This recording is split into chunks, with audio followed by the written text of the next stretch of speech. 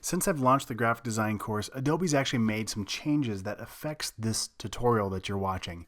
So what I want to do is two things. First, I want to show you the difference, specifically the select and mask options that they've now added. And I also want to show you where to find all of the changes that Adobe has made and how to stay current with that. So the first things first is let's jump over here to this Creative Cloud icon, and we can click on apps, and we can see all the different applications we have installed. We can see which version we have. So this one that I've updated or upgraded to is 2015 and a half. We can click on View Tutorials, which will launch your browser and bring you here to the Adobe Photoshop landing page. We can click on the What's New, and that's going to bring you to this page where you can see chronologically all the changes that have happened. So there's a lot of really cool things you definitely need to check out, but specifically what I want to show you is the selection and masking space. So if I click on see how it works, you can actually check out this page, and there's a much more in-depth tutorial if you want to learn all the bells and whistles. But what I want to show you is for some of you who have the older applications, older software, if you go to refine your mask in your selection, when I have I'm just hit the letter M, and I've got my rectangular marquee, which in my options bar is going to bring up the select and mask option. Now on the older versions of Photoshop, you'll probably still see the refine edge if you haven't upgraded yet. So I've kind of shown you how to do that in the last video. Now what I want to show you is the new select and mask space. So what I'm going to do is go ahead and click on select and mask, and it opens up kind of a new window where we've got some options down the left hand side. We've got this brush here where we can add more to our selection. We've got this brush below where we can refine our selection, and then a few other options which honestly I haven't had to use too much yet.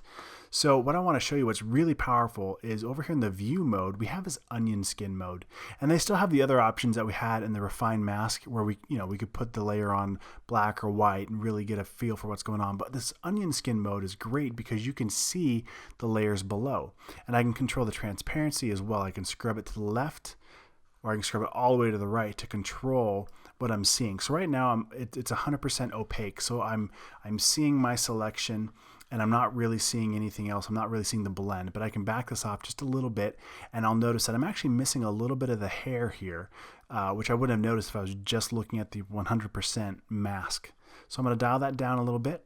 I'm going to come up here and choose my quick selection brush, and I can just basically click just once right in there, click once right in there, and it pretty much does a good job of adding in that piece that I missed. Now the next thing I want to do is jump over here and click my refine brush, and it's gotten a lot better in this refine selection, or this select and mask box. So as I click and drag, Photoshop does an incredible job of finding all these little stray hairs, and I'll just kind of click a couple times, drag over here, click and drag over here, maybe a little bit down here. And if I accidentally get too much across the top of his head right here, those white highlights blow out and it actually looks like it's transparent. But really we know that that shouldn't be. So what I'm gonna do is hit the Alt key and then kind of brush over that a little bit. And again, I'm using the refine brush tool over here. And then if I drag this back up to 100%, you can see I've got a really good selection. There's still a couple pieces down here if I wanted to be really picky about it, that I can refine that a little bit more. And then once I've got it just how I want it, I can come back over here, and if I need to, now right now I'm using an image, I'm kind of cheating because the hair is on already a pretty light background, so it makes it pretty easy. But if you've got a difficult background, you can use some of these options to get a better selection. So whether you need to smooth it out, maybe feather it a little bit, or even add a lot of contrast, that might help get a better selection against whatever background you have. Or you could even shift the edge. If I scrub this all the way to the left, you can see that it sucks that image, that selection in, or if I scrub all the way to the right, it really blows it out and gives it a lot more space around my selection. But I found that Photoshop does a really good job right out of the box with the default settings for most images. So these options are there to play with, but again, I would start with just the defaults and see how it does.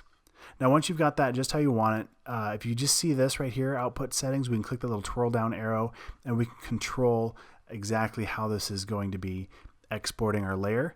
You might need to click on decontaminate colors. Now where this would come in handy, in this case I've got a black and white photo, so I really don't need to use it too much, but it did clean up this hair a little bit. So I had a little bit of white coming through, and let's say this was shot on a green screen, or in some other setting, maybe there's a red light and there's some color cast onto the edges here. If I click decontaminate colors, it'll help really knock out those edges in a way that you won't have that issue. It does a pretty good job with that. Now, once you've done that, we'll go ahead and click on how you want to spit this out. Now, I typically would just leave this as, well, now that I click decontaminate colors, I don't have the option to keep it as a layer mask, which is typically how I would keep it. Since I click on that, it's grayed that out. I'm just going to make a new layer with my mask. And the reason why, let me go ahead and click OK, is because Photoshop has actually adjusted the colors around the edge of this photo. So it's actually manipulated the photo, and it saves the original just in case I'm not happy with it, if I ever need to go back to it. So anyway, I hope that helps, and I hope that clears some things up for you. I just want to take the time real quick to say thank you so much for signing up for this course. I hope you're learning a ton, and I'm going to do my best to keep this updated and as current as possible. If you ever come across any other changes like this that Adobe has made, please let me know. Feel free to hit me up on the Q&A or direct message through the Udemy platform. I try to get back to everybody within 24 hours when I can. Again, I just thank you so much for taking the time to join this class, and let me know if you have questions or if you need any help, or especially if anything has changed. All right, good luck, and here we go.